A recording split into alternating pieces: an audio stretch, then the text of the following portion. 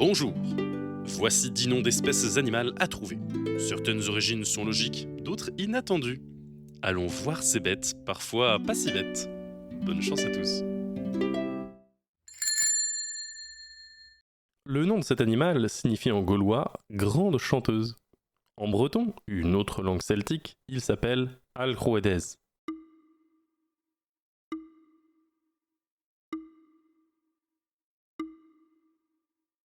Le français moderne a rajouté un suffixe diminutif au mot.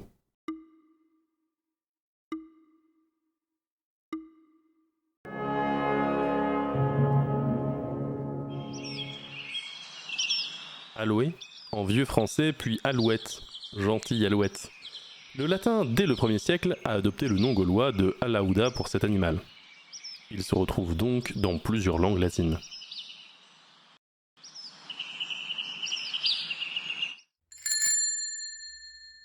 Selon son étymologie latine, cet animal est une souris-araignée.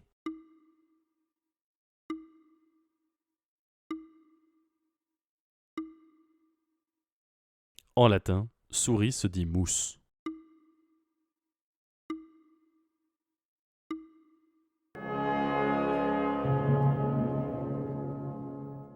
Mus araneus, soit musaraigne.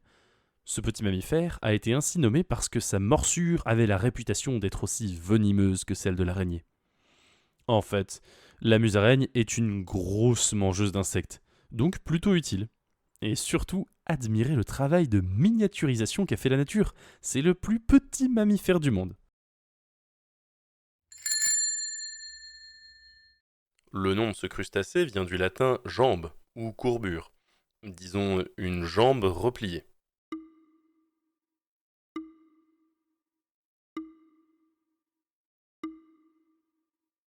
Comme ce nom est passé par l'espagnol, et conformément à l'usage dans cette langue, on prononce le S final au pluriel.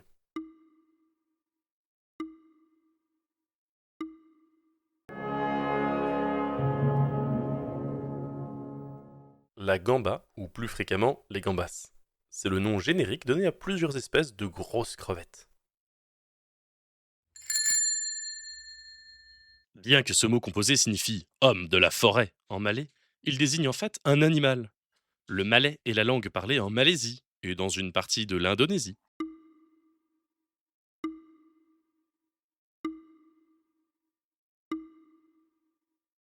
Un primate.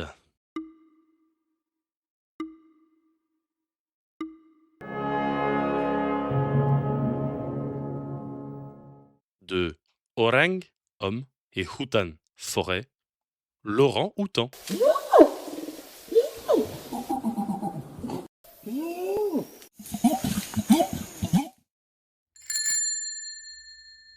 Cet animal hurle fréquemment pour marquer le territoire et renforcer la cohésion de son groupe.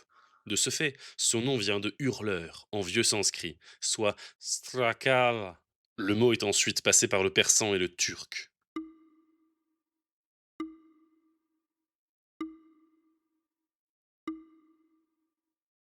Un canidé.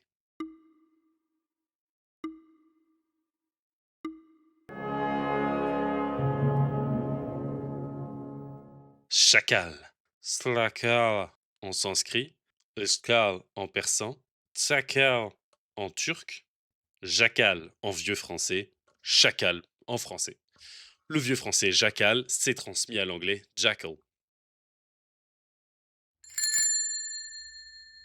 Les Grecs avaient un instrument de musique proche des actuelles castagnettes. Le nom de cet instrument a été utilisé par la suite pour nommer un animal du continent américain. Outre son nom d'origine grecque, cet animal a aussi un surnom qui évoque le bruit qu'il émet quand il est effrayé.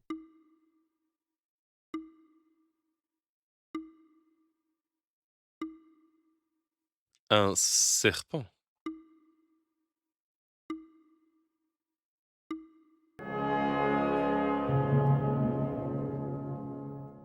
Les castagnettes grecques s'appelaient crotalon. Elles ont nommé le crotal, aussi appelé serpent à sonnette.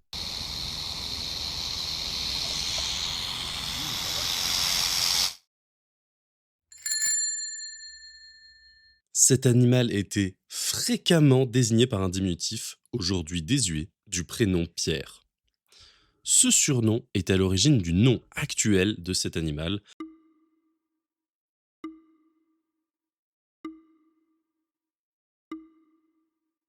Un oiseau.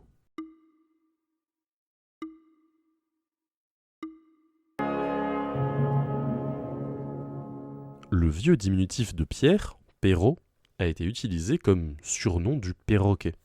Il a fini par évincer l'ancien nom de cet animal, papéguet ou papégaille. Allô? Allô?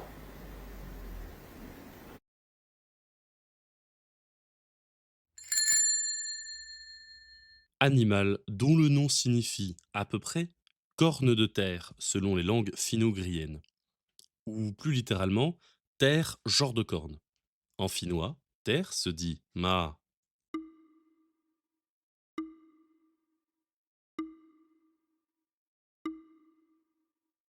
De terre ou dans la terre parce que c'est là qu'ont été retrouvés les restes de ces animaux.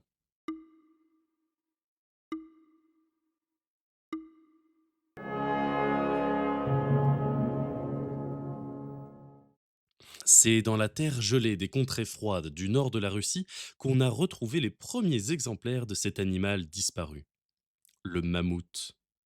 Manant en russe, mamant en vieux russe, lui-même repris d'une langue finno-ougrienne du nord de la Russie.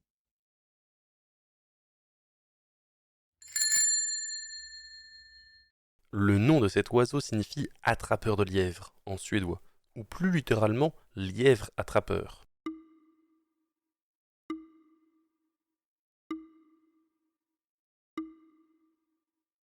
Lièvre qui se dit hare en suédois.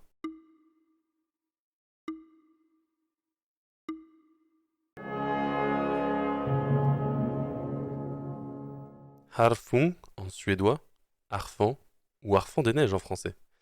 Un rapace à la fois diurne et nocturne.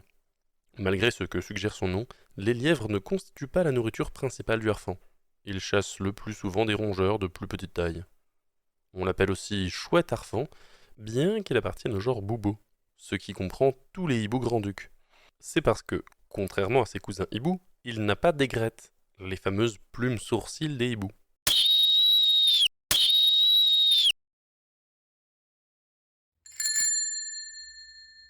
En latin, cet animal s'appelait rat d'Arménie, soit Mus armenia. Son nom actuel en français provient d'une déformation du nom de ce pays.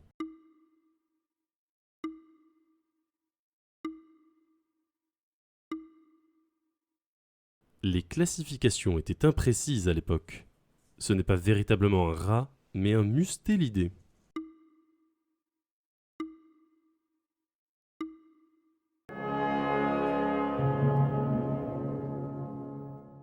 De Arménie à Hermine, il y a du chemin. Mais on peut noter que les consonnes, comme souvent, sont restées à leur place. Revoyons ces 10 noms d'animaux. L'alouette, la grande chanteuse selon le gaulois. La musaraigne, la souris-araignée en latin. Les gambas, les jambes selon le latin puis l'espagnol. L'orang-outan, un homme de la forêt en malais. Chacal, le hurleur en sanskrit, puis en persan et en turc. Le crotal, d'après le nom des castagnettes grecques. Le perroquet, d'après Perrault, un vieux diminutif de pierre. Mammouth, des cornes dans la terre, dans les langues finno-ugriennes. Un harfang, soit attrapeur de lièvre en suédois. L'hermine, d'Arménie, selon le latin.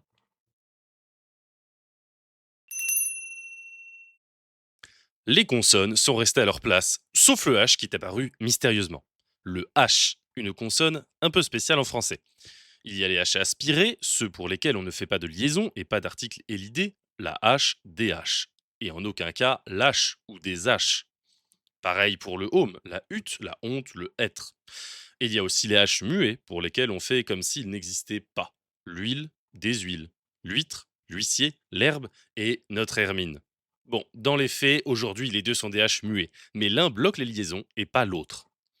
L'origine de ces deux catégories a un lien très fort avec l'étymologie, puisque les mots qui ont un H aspiré viennent du francique, la langue des Francs, et ceux avec un H muet viennent du latin.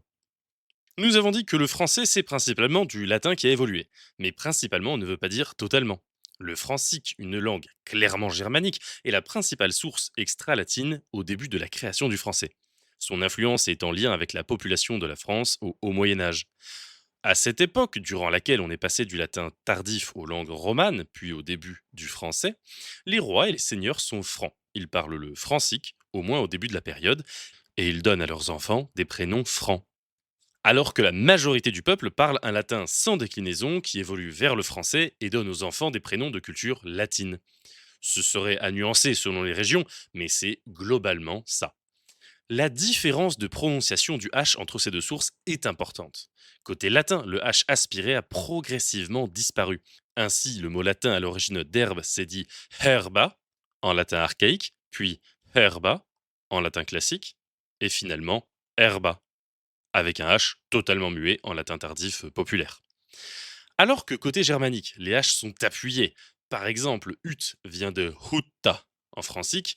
Cette différence entre les H germaniques et les H latins s'entendait clairement il y a 1000 ans et plus. Et aujourd'hui, la distinction entre H aspiré et H muet en est la trace en français contemporain. Le cas intermédiaire de haut est intéressant. Il vient du latin altus, sans H, et les mots savants qui en découlent n'en ont pas non plus. Altitude, altimètre. Une fois débarrassé de sa terminaison latine, ce alt a évolué par vocalisation du L en out, puis O. Et pour le H, il est probablement arrivé là par rapprochement avec le francique hau, cousin de l'allemand hoch, soit élevé, en hauteur. Donc dans O, le T final vient du latin, le H du début vient du germanique et le son O au milieu vient un peu des deux. Cette origine germanique du H de O explique pourquoi ce mot, souvent considéré latin, se place dans la catégorie des H aspirés, le O et pas l'O, les O et pas les O. Dans la catégorie des H muets, on voit qu'il y a des mots qui n'avaient pas de H en latin. L'huile vient de oleum, huître de ostrea, et huit de ostium.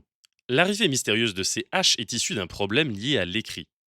Nous avons dit lors de l'épisode 6 qu'en latin classique, le U est toujours prononcé OU et le V n'existe pas. Je suis venu se dit Weni. À partir du 2e siècle, on commence à prononcer Veni. Parce que l'on distingue alors les U à l'intérieur des mots qui se prononcent OU et ceux en début de mots qui se prononcent V. Mais cette distinction n'est qu'orale, il faudra attendre la fin du Moyen Âge pour qu'elle existe aussi à l'écrit. Donc, pour la période de la formation du français au Haut Moyen Âge, l'ambiguïté à l'écrit est complète. Ainsi, Austria est devenu huître à l'oral et c'est écrit ainsi, tout comme vitre. C'est un gros problème. Pour que le lecteur lise bien huître et pas vitre, il faut que le U ne soit pas en première position, d'où l'ajout d'un H totalement artificiel. Et le même problème se pose entre hui et vis, et entre huile et ville. Au XIIe siècle, on commence à voir apparaître des différences dans la graphie des U. Ceux prononcés U sont plus arrondis, alors que ceux qui se prononcent V restent anguleux. À la fin du XVe, le problème est réglé. U et V sont deux lettres distinctes. Donc le français n'a plus besoin de ces H qui ne servent à rien devant des mots comme huile. Mais 5 siècles après, ces H sont toujours là. Enfin, pour revenir à notre Hermine, il existe une hypothèse concernant l'apparition de son H. Quand son origine Armenia a été oubliée, il a peut-être été fait un rapprochement erroné avec le prénom féminin grec de Hermione, cité dans l'Iliade et l'Odyssée comme prénom de la fille de Ménélas et Hélène. Et ceci bien avant d'être celui de la copine de Harry Potter.